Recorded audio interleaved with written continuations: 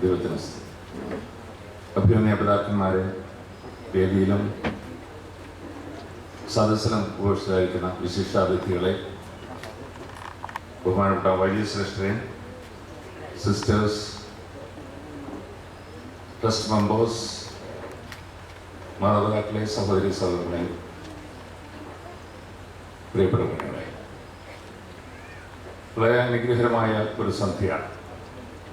പ്രയോജനമുള്ള ഒരു ശുശ്രൂഷയിലേക്ക്, വളരെ മാതൃകാപരമായ ഒരു അനുഭവത്തിലേക്ക് നമുക്ക് എത്തിച്ചേരുവാൻ ഈ പുതുവർഷത്തിൻ്റെ ആരംഭത്തിൽ സാധിക്കുന്നു എന്നുള്ളത് ദൈവകൃപയാണ്. പിതാക്കന്മാരോടും വൈദികരോടും വിശിഷ്ടാതിഥികളോടും ഈ വലിയ സംഘത്തോടും ഈ ട്രസ്റ്റിനുള്ള കടപ്പാട് കൊച്ചുവാക്കിൽ ഹൃദയം നിറഞ്ഞ സന്തോഷത്തോടെ, നന്ദിയോടെ രേഖപ്പെടുത്തുകയാണ്. ഡോക്ടർ പൗലോസ് മാർ ഗ്രിഗോറിയോസ് തിരുമേനി, അദ്ദേഹത്തെ ഞാൻ ആദ്യം കാണുന്നത് വൈദ്യസേനയിൽ പഠിക്കുമ്പോൾ, ആദ്യത്തെ വർഷം രണ്ടാമത്തെ സെമസ്റ്റർ തുടങ്ങുമ്പോൾ, ഒരു ദിവസം പടിഞ്ഞാറെ പോർട്ടിക്കോയിൽ ഒരു ഓസ്റ്റിൻ കാർ വന്നു. ഭയങ്കര വലിപ്പമുള്ള ഒരു തൊപ്പി വെച്ച് ഒരു അച്ഛൻ പുറത്തോട്ടിറങ്ങി. അന്നത്തെ വൈദ്യസേനയുടെ വൈസ് പ്രിൻസിപ്പലായിരുന്ന, പിന്നീട് മെത്രാപ്പൊലീത്തയായ അന്നത്തെ എം വി ജോർജ് അച്ഛൻ ഓടിച്ചെന്ന് ആശ്ലേഷിച്ച് ആവേശത്തോടെ പള്ളിയിലേക്ക് കൊണ്ടുവന്നു. ചാപ്പലിൽ വെച്ച് പൗലോസ് ഗ്രിഗോറിയോസ് തിരുമേനി പോൾ വർഗീസ് അച്ഛനായിട്ട് ഞങ്ങൾക്ക് വിദ്യാർത്ഥികൾക്ക് പരിചയപ്പെടുത്തി. അന്ന് മുതലുള്ള ഭാഗ്യകരമായിട്ടുള്ള ബന്ധം അദ്ദേഹം കാര്യം ചെയ്യുന്നവരെ ശാരീരികമായിട്ട് തുടരാണ്ട് സാധിച്ചത് ഇപ്പോൾ ആത്മീയമായി അനുഭവത്തിൽ നൽകുന്നു. അദ്ദേഹത്തിൻ്റെ വിലപ്പെട്ട സംഭാവനകളെക്കുറിച്ച് വിളമ്പുവാനുള്ള ഒരു വേദിയല്ല. എന്നാൽ ഈ പ്രദേശത്ത് ജനിച്ച് ആഗോള തലങ്ങളിൽ വളരെ ഉന്നതമായ സ്ഥാനം അലങ്കരിച്ച ഒരു പിതാവ്, ലോകപ്രസിദ്ധനായ ഒരു വേദശാസ്ത്രജ്ഞൻ. ഓറിയന്റൽ ഓർത്തഡോക്സ് സഭയിൽ നിന്ന് ആദ്യമായിട്ടാണ് വേൾഡ് കൗൺസിൽ ഓഫ് ചർച്ചസിന്റെ അധ്യക്ഷ സ്ഥാനത്തേക്ക് ഒരാൾ എത്തിച്ചേരുന്നത്. ഞാനൊരു കൊച്ചു വൈദികനായിരുന്ന സമയത്ത് ആ മകൽ സംഭവത്തിന് ഒരു പ്രധാന കാരണക്കാരാകാൻ ഭാഗ്യം സിദ്ധിച്ചു എന്നുള്ളത് എപ്പോഴും ദൈവസന്നിധി നന്ദിയോടെ ഓർക്കുകയാണ്. അത് നീണ്ട ചരിത്രമാണ് ഞാനിവിടെ പറയുന്നത്. ആഗോളതലത്തിൽ ഡോക്ടർ പൗലോസ് മാർ ഗ്രിഗോറിയോസ് തിരുമേനി, അത് തിയോളജിക്കൽ ഫീൽഡിലായാലും ആധ്യാത്മിക മേഖലകളിലായാലും വേദശാസ്ത്രപരമായ മതപരമായിട്ടുള്ള സംഘങ്ങളിലായാലും ഓറിയന്റൽ ഓർത്തഡോക്സ് സഭകളുടെയോ അല്ലെങ്കിൽ എല്ലാ ഓർത്തഡോക്സ് സഭകളുടെയും ഒരുമിച്ചുള്ള സമ്മേളനങ്ങളായാലും അദ്ദേഹം ആരായിരുന്നുവെന്ന് വ്യക്തമായിട്ട് കാണാനുള്ള മഹാഭാഗ്യം ഒരു ശിഷ്യനെന്ന നിലയിൽ പല അവസരങ്ങളിൽ ലഭിച്ചു.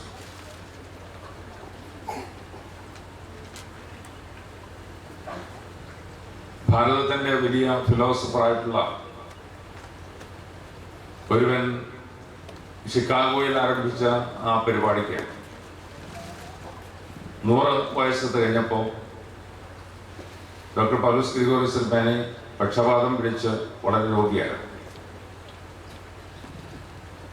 ആ സ്റ്റേജിൽ അദ്ദേഹം ദീർഘമായ യാത്ര ചെയ്ത് അവിടെ ചെന്ന് ആ പരിപാടിയിൽ ശാരീരികമായി വളരെ കഷ്ടപ്പെട്ടാണെങ്കിലും ഏറ്റവും ഉന്നതമായ നിലവാരം പുലർത്തുന്ന ശ്രദ്ധേയമായിട്ടുള്ള ഒരു സന്ദേശം പകർന്നത് അന്നത്തെ സംഭവത്തെക്കുറിച്ച് അറിവുള്ളവർക്ക് വ്യക്തമായിട്ട് അറിയാം.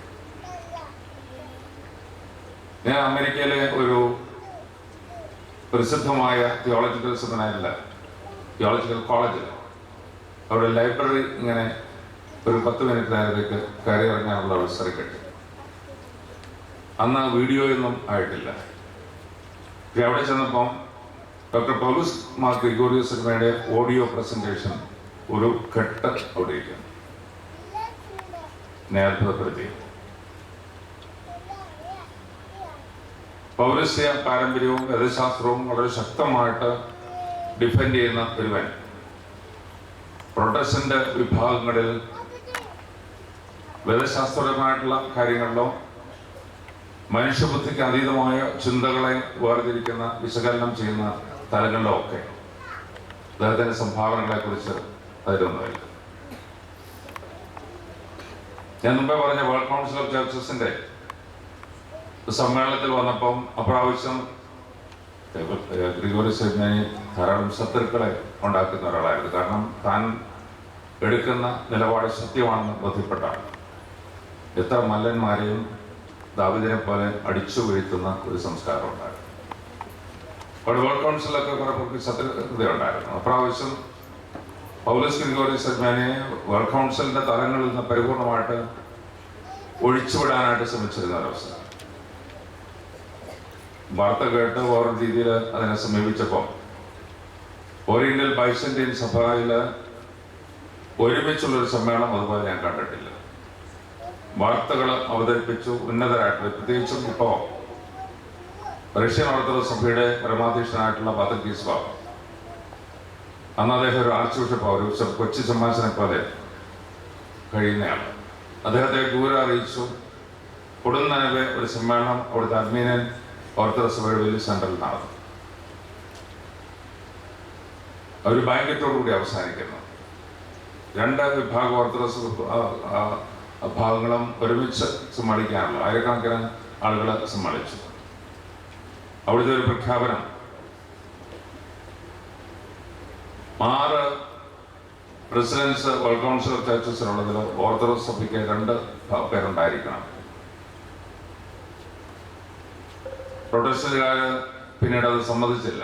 കാരണം അവർക്ക് 5 സ്ഥാനം അവർ എൻജോയ് ചെയ്തുകൊണ്ടിരുന്നു. ആ സമ്മേളനത്തിൽ വെച്ച് വേൾഡ് കൗൺസിൽ ഓഫ് ചർച്ചസിന്റെ കോൺസ്റ്റിറ്റ്യൂഷൻ മാറ്റിയിട്ട് മേലിൽ 7 പേരായിരിക്കും സ്ഥാനികളെന്ന് തീരുമാനിച്ചു. 2 പേര് ഓർത്തഡോക്സ് വിഭാഗമായിരിക്കണം.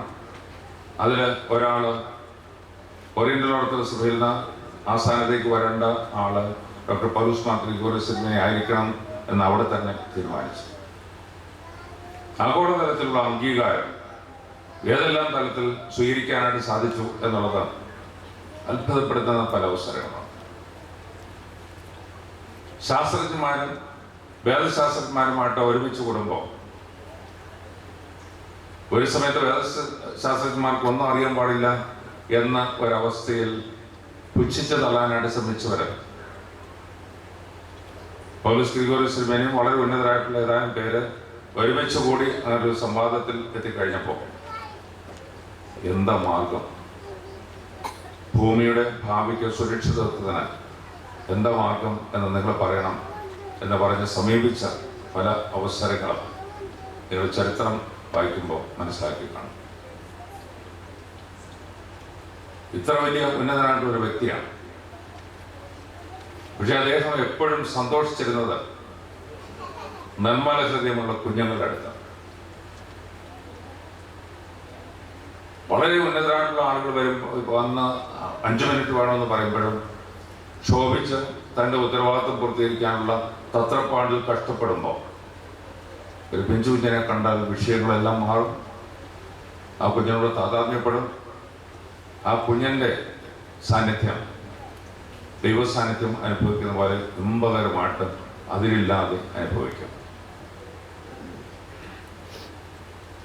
ഒരു വന്യ വൈദികൻ ആരംഭിച്ച തലക്കോട്ടെ സ്ഥാപനം സഭ ഏറ്റെടുക്കുന്നത് നല്ലതാണെന്ന് പറഞ്ഞ് അദ്ദേഹം സമീപിച്ചപ്പോൾ ഇത് കുഞ്ഞുങ്ങളുടെ ഒരു പ്രസ്ഥാനമാണെന്ന് മനസ്സിലാക്കിയപ്പോൾ അൺകണ്ടീഷണലായിട്ട് അവിടെ വിധേയപ്പെടുകയാണ്.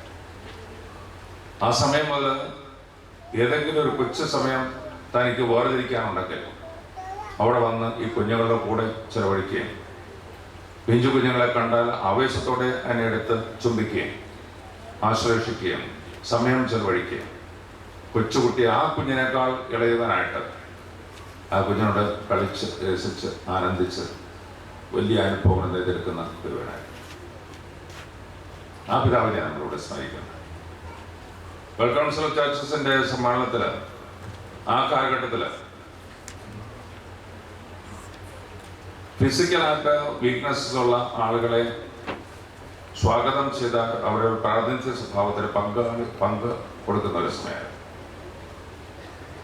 അതിസമർത്ഥയായിട്ട് വളർന്നു വന്ന ഒരു യുവതി വീൽ ചെയറിൽ ആ സമ്മേളനത്തിൽ പങ്കെടുത്തു. പ്രസിഡിയവും വളരെ ടോപ്പിലുള്ള ആളുകളെ കൂടെ പാസ് ചെയ്യുന്ന അവസരത്തിൽ ഇവരെ ഈ വീൽചെയറിൽ ഇങ്ങനെ നീങ്ങിക്കൊണ്ടിരിക്കുക. പലരും അവരോട് കുശലം പറഞ്ഞു.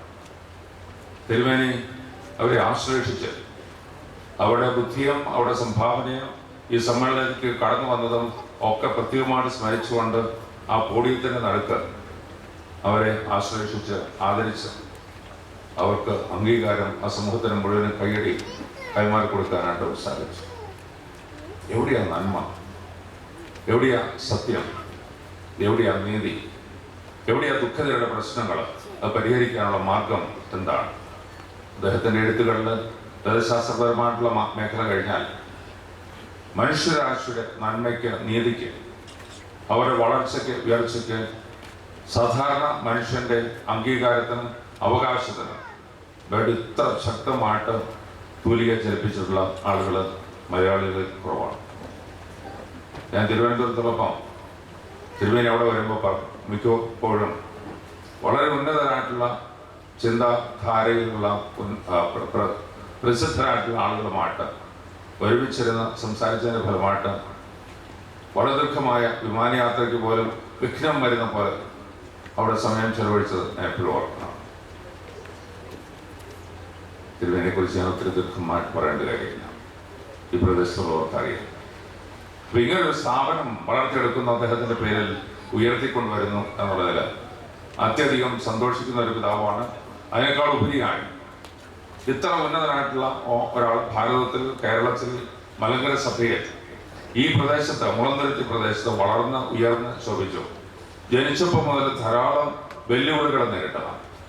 പക്ഷെ ആ വെല്ലുവിളികളെയൊക്കെ അതിജീവിച്ച് തൻ്റെ ജീവിതം ദൈവത്തിന് പ്രസാദകരമായി തീരണം, മനുഷ്യന് പ്രയോജനമുള്ളതായി തീരണം, തിന്മയ്ക്ക് എതിരായിട്ട് പടപൊരുതാൻ ശക്തിയുള്ളതായിരിക്കണം, ദർശനമുള്ള ഒരു സമൂഹത്തിന് രൂപം കൊടുക്കാൻ സാധിക്കണം. ഇതെല്ലാം കണ്ടുകൊണ്ടാണ് വൈദ്യസ്മനായാലും ഉത്സാഹത്തോടെ സമയം ചെലവഴിച്ചത്. വളരെ ബൃഹത്തായിട്ടുള്ള ഒരു തലമാണ്. അതെല്ലാം വിശദമായിട്ട് പറയാൻ ആഗ്രഹിക്കുന്നത്. എന്നാൽ ആ തിരുമേനിയുടെ പേരിൽ ഇങ്ങനൊരു സ്ഥാപനം ഈ പ്രദേശത്ത് വളർന്നു വരുന്നു. ഏറ്റവും വേദനിക്കുന്ന ആളുകളാണ്. ഡയാലിസിസ് ആവശ്യമാണെന്ന് കണ്ടു കഴിഞ്ഞാൽ അസിമ മുതൽ നരകതുല്യമായ വേദനയുടെ മധ്യത്തിലാണ്. ഈ രണ്ട് പിതാക്കന്മാരുടെയും പ്രാർത്ഥന മുഖാന്തരം ഇവിടെ കടന്നു വരുന്നവരെ ആശ്വാസനം, പ്രത്യാശയ്ക്കും സൗഖ്യത്തിനും അവരുടെ ആയുഷ് ദീർഘിപ്പിച്ചു കിട്ടുന്നതിനും ഭാഗ്യമുള്ള ഒരവസ്ഥയിലേക്ക് നടന്നെടുക്കും എന്നാണ് പ്രതീക്ഷ. ഇത് വളരെ പ്രധാനപ്പെട്ട ഒരു വിഷയം. ഒരു കുടുംബജീവിതത്തിൽ വളർന്നു വന്ന ഒരു 40-45 വയസ്സാകുമ്പോഴേ പലപ്പോഴും ഈ രോഗത്തെക്കുറിച്ച് അറിയുന്നത്. അത് മിക്കവാറും ആ കുടുംബനാഥനായിരിക്കും, ബ്രെഡ് വിന്നറായിരിക്കും. അന്ന് മുതൽ ആ കുടുംബം തകർന്നു തീരുകയാണ്. എന്നാൽ അവരുടെ ആയുസ് ഒരു 10-15 വർഷം വരെ ദീർഘിപ്പിക്കാമെങ്കിൽ ഇതുപോലെ കുഞ്ഞുങ്ങളായിരിക്കുന്നവർ പഠിച്ച് വളർന്ന ഒരു സ്ഥാനത്തെത്തിക്കഴിഞ്ഞാൽ ആ കുടുംബം അധപ്പതിക്കാതെ മാറും, മാറ്റങ്ങൾ വരും, അവർക്ക് സർവൈവ് ചെയ്യാനായിട്ട് സാധിക്കും. കുഞ്ഞുങ്ങൾ അതിസമർത്ഥനായിട്ട് മറ്റു പല പ്രോത്സാഹനങ്ങളും സഹായ സഹകരണങ്ങളും ലഭിക്കുകയാണെങ്കിൽ ആ കുടുംബം അസ്തമിച്ചു പോകാതെ വെളിച്ചത്തിൻ്റെ ഓഹരിക്കാരായിട്ട് തീരാനായിട്ട് സാധിക്കും. അതാണ് ഇതിൻ്റെ ദൗത്യം. ഇവിടെ ഡയാലിസിസ് മാത്രം നടത്താനല്ല ആഗ്രഹിക്കുന്നത്. ഈ prevention is better than cure എന്ന് പറയുന്നത് ഈ രോഗത്തെ സംബന്ധിച്ചിടത്തോളം വളരെ പ്രധാനപ്പെട്ടത്. ഇവിടെ ഇരിക്കുന്ന ആളുകളെ ഒന്ന് പരിശോധിച്ചാൽ ഇതിൻ്റെ ടെൻഡൻസിയുള്ള 10 പേരിൽ കാണും. അവിടെ ജീവിതശൈലി മാറ്റിയാൽ മതി. വെള്ളം കുടിക്കുന്നത് ആവശ്യത്തിൽ ഇപ്പം കുടിച്ചുകൊണ്ടിരിക്കുന്നതിൻ്റെ 3 ഇരട്ടി കുടിക്കാൻ ഡോക്ടേഴ്സ് അഡ്വൈസ് ചെയ്യുന്നത്. അത് കുടിച്ചാൽ പല വിധത്തിൽ ഇതിന് പരിമിതി വരും. ഭക്ഷണം, ചില പ്രത്യേകമായിട്ടുള്ള ശൈലിവിശേഷങ്ങൾ വേർതിരിച്ചാൽ, ശരീരത്തിലുള്ള ചില പ്രത്യേക വിഭവങ്ങൾ വളരെ വർദ്ധിച്ചിരിക്കുന്നെങ്കിൽ അത് കൺട്രോൾ ചെയ്യാനുള്ള കൊച്ചു കൊച്ചു കാര്യങ്ങൾ ഇതാണ്. ഇതിൻ്റെ ടെസ്റ്റിന് ഒരു 150 രൂപയെ ചിലവ് വരും, ആദ്യത്തെ ടെസ്റ്റിന്. അങ്ങനെയുള്ള ടെസ്റ്റും പരിപാടിയും ഒക്കെ നടത്തുന്ന മെഡിക്കൽ ക്യാമ്പും പരിപാടികളുമൊക്കെ ആസ്പദം ചെയ്ത് ഈ മാരകമായ രോഗത്തിൽ നിന്ന് അപകടകരമായ ഒരവസ്ഥയിലേക്ക് തള്ളി നീക്കപ്പെടുന്ന സ്ഥിതിക്ക് പരിമിതി കുറിച്ചുകൊണ്ട് ആരോഗ്യത്തോടെ അനുഗ്രഹമായിട്ട് ദീർഘായുസോടെ ഈ ലോകത്തിൽ വർദ്ധിക്കുവാൻ സാധിക്കുന്ന വിധത്തിലുള്ള ചില നടപടികൾ നീങ്ങാൻ. ഇവിടെ ഒരു കെട്ടിടം പണിതു, നിമിഷങ്ങൾക്കുള്ളിൽ ഇതിൻ്റെ പരിപാടികൾ ഇവിടെ ആരംഭിക്കാം. ഏതാനും തുക പല വിധത്തിൽ നമുക്കിവിടെ സംഘടിപ്പിക്കാൻ സാധിച്ചു എന്നുള്ളത് അറിഞ്ഞു. കോളേജ് മെഡിക്കൽ കോളേജ് എൻ്റെ സെക്രട്ടറി, അതുപോലെ തന്നെ ഇതിന് വിലപ്പെട്ട സംഭാവന നൽകിയ ഓരോരുത്തരെ കുറിച്ചും ഇവിടെ പരാമർശിച്ചു. ഇതിന് രാവും പോലും അധ്വാനിച്ചവരെയും പരാമർശിച്ചു. ഞാൻ പേരുകളൊന്നും എടുത്ത് പറയുന്നില്ല. പക്ഷെ അവരോടൊക്കെ നന്ദിയുണ്ട്. നന്ദി എന്ന് പറയുന്നത് ഈ സമ്മേളനത്തിൽ മാത്രം ഒതുങ്ങി നിൽക്കുന്നതല്ല. അതിന് പല തലങ്ങളുണ്ട്. നാണയങ്ങൾ ചെലവഴിച്ചവരുണ്ട്, ഇതിനുവേണ്ടി രാവും പോലും അധ്വാനിച്ചവരുണ്ട്, ഇതിന് ഈ രൂപം കൊടുത്തവരുണ്ട്, ഇവിടെ ശുശ്രൂഷിക്കുവാൻ, ഇതിന് നേതൃത്വം നൽകുവാൻ ഡോക്ടർ ഈശ്വറും മറ്റ് ഡോക്ടേഴ്സും ഒക്കെ താല്പര്യത്തോടെ വന്നിരിക്കുന്നു. വളരെ ഉത്തരവാദിത്വമുള്ള ഒരു തലത്തിൽ വളരെ അധ്വാനിച്ചാണ് അത് പറഞ്ഞിരിക്കുന്നത്. ആ കടപ്പാട് ഇന്ന് തുടങ്ങുന്നു, അന്തിമം വരെ ഉണ്ടായിരിക്കും എന്നുള്ളതാണ് സത്യമായിട്ട് ഓർക്കാറുള്ളത്. അതുകൊണ്ട് ഇവിടെ ആരംഭിക്കുന്ന ഈ പരിപാടികൾ ഈ നാട്ടുകാരുടെ വളരെ താല്പര്യപൂർവ്വമായ ശ്രദ്ധയും നിങ്ങളുടെ ക്രിയാത്മകമായിട്ടുള്ള സംഭാവനയും സാന്നിധ്യവും സഹായവും പ്രോത്സാഹനവും പ്രാർത്ഥനയും ആവശ്യമാണ് എന്ന് വിനയപൂർവ്വം പ്രാർത്ഥിക്കുകയാണ്. ആ ഒരു പശ്ചാത്തലത്തിൽ ഡോക്ടർ ഫിലിപ്പോസ് മാത്യൂസിനെ കുറിച്ചും ഒന്ന് രണ്ട് വാക്ക് മാത്രം ഞാൻ സൂചിപ്പിക്കുകയാണ്. തിരുമേനിയുടെ പേരിൽ ഇതിൻ്റെ ആരംഭം കുറിക്കുന്നതിൽ അങ്ങേറ്റം ആനന്ദിക്കുന്ന വ്യക്തിയാണ്. ഇതിനകത്ത് ധാരാളം പേര് അതിൽ ആനന്ദിക്കുന്നത്. ഒരു ശുഭമുഹൂർത്തമാണിത്. 50 വർഷം മുമ്പ് മറ്റ് പിതാക്കന്മാരോടുകൂടി കോലഞ്ചേരിയിൽ വെച്ച് മേൽപ്പെട്ട സ്ഥാനത്തേക്ക് ഉയർത്തപ്പെട്ട് അതിൻ്റെ സുവർണ്ണ ജൂബിലി ആഘോഷിക്കുന്ന ഒരവസരമാണ്. ആ സമയത്ത് ആ പിതാവിൻ്റെ പേരിൽ ഇങ്ങനൊരു സംവിധാനം ഉണ്ടാവുന്നതിൽ അങ്ങേയറ്റം ആനന്ദിക്കുകയാണ്, ദൈവത്തെ സ്തോത്രം ചെയ്യുകയാണ്. അവർ താല്പര്യം കാട്ടിയതിൽ എൻ്റെ സംഘാടകരോട് എൻ്റെ ചുമതലക്കാർക്കുള്ള നന്ദി രേഖപ്പെടുത്തുകയാണ്. ഈ രണ്ട് പിതാക്കന്മാരും വടക്കൻ പ്രദേശത്ത് വളരെ സഭ്യമായിട്ട് ശുശ്രൂഷയായിരുന്നു. പ്രത്യേകിച്ചും തേഫിലിസിനെ കുറിച്ച് ഒന്നുകൂടെ പറയാനുള്ളത്, തിരുമേനിയുടെ വലിയ സ്വപ്നമായിരുന്നു കോലഞ്ചേരിയും കോതമംഗലവും രണ്ട് പ്രധാനപ്പെട്ട ആശുപത്രികൾ. അത് വളരാവുന്നിടത്തോളം വളരണം. എന്നാൽ ഇതുപോലുള്ള പ്രദേശങ്ങളൊക്കെ സാറ്റലൈറ്റ് സെന്റേഴ്സ് ഉണ്ടാവും. ഇവിടെ വരുന്ന കേസസ് റെഫർ ചെയ്യേണ്ടതുണ്ടെങ്കിൽ കോലഞ്ചേരിയിലോ കോതമംഗലത്തോ പോകണം.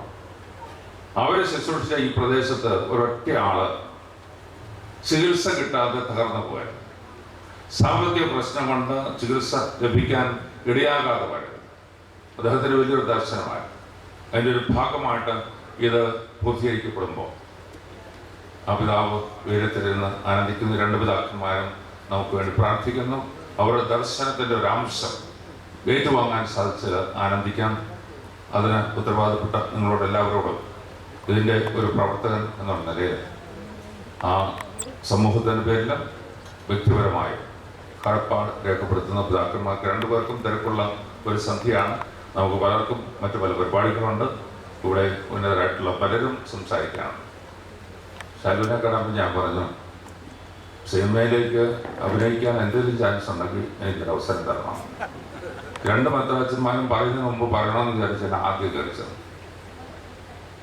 അഭിനയിക്കാൻ പല അവസരങ്ങളുണ്ട്, പ്രവർത്തിക്കാൻ ദൈവം വേദികളൊരുക്കുന്നു. കിട്ടുന്ന അവസരം പ്രയോജനകരമായിട്ട് ശുശ്രൂഷിക്കാൻ നമുക്ക് ലഭിക്കുന്ന അവസരങ്ങൾ ദൈവനാമ മഹത്വത്തിനായിട്ട് മനുഷ്യൻ്റെ നൊമ്പരങ്ങൾ പോക്കുവാൻ, നമ്മുടെ സഹോദരങ്ങളുടെ വേദനകൾ മാറ്റിയെടുക്കുവാൻ അവസരമൊരുക്കുക എന്നുള്ളതാണ് നമ്മുടെ ദൗത്യം. താൻ മരിക്കാറായപ്പോൾ തന്നെ കല്ലെറിയുന്നവരെ നോക്കിയിട്ട് ആ ശ്രദ്ധ വേറൊരിടത്തേക്ക് മാറ്റി ഉയരത്തിൽ മഹത്വത്തിലിരിക്കുന്ന യേശു ക്രിസ്തുവിനെ കണ്ട് ഈ എറിയുന്നവരോട് പറഞ്ഞിട്ട് അത് കണ്ടോ. അതാണ് ചങ്കൂറ്റ, അതാണ് ക്രിസ്തീയ ദൗത്യം.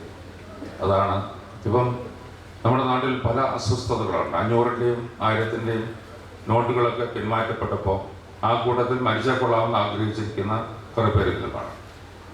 അതല്ല അവസാനം നമ്മുടെ ശുശ്രൂഷയിൽ താല്പര്യമുള്ള ദൈവാനുഗ്രഹത്തോടുകൂടി വൻകാര്യങ്ങൾ ചെയ്യാൻ സാധിക്കുന്ന ബാക്കിയുള്ള മുഹൂർത്തങ്ങൾ, അതിന് ഷേപ്പ് കൊടുക്കാനാണ് ദൈവം നമ്മളെ വിളിക്കുന്നത്. അതിന് മലന്മാരായിട്ടുള്ള രണ്ട് പിതാക്കന്മാർ ഈ പ്രദേശത്തെ, അത് നാനാജാതി മാസ്റ്ററുടെ ഇടയിൽ വലിയ ശുശ്രൂഷ ചെയ്ത് വിലപ്പെട്ട മാതൃക കാട്ടിയവരാണ്. അവരുടെ പേര് നമ്മൾ ഈ കൊച്ചു കൊച്ചു കാര്യങ്ങളൊക്കെ ചെയ്യുമ്പോൾ ഉയരം സന്തോഷിക്കും, പുതിയ അലകൾ സൃഷ്ടിക്കപ്പെടും, അനുഗ്രഹമായിട്ടുള്ള അനുഭവങ്ങളുണ്ടാവും. ആ ഭാഗ്യത്തിലേക്ക് ദൈവത്തിൻ്റെ കാര്യങ്ങളിൽ പ്രയോജനമുള്ള ഉപകരണങ്ങളായി നാമും മാറ്റപ്പെടട്ടെ എന്നുള്ള പ്രാർത്ഥനയോടുകൂടി ഉദ്ഘാടനം ചെയ്യപ്പെട്ടതായി നിങ്ങളുടെ അനുവാദത്തോടുകൂടി പിതാക്കന്മാരുടെ ആശീർവാദത്തോടുകൂടി പ്രഖ്യാപിച്ച് വാക്കുകൾ അവസാനിപ്പിക്കുന്നു. പുതുവർഷത്തിൻ്റെ എല്ലാ ആശംസകളും.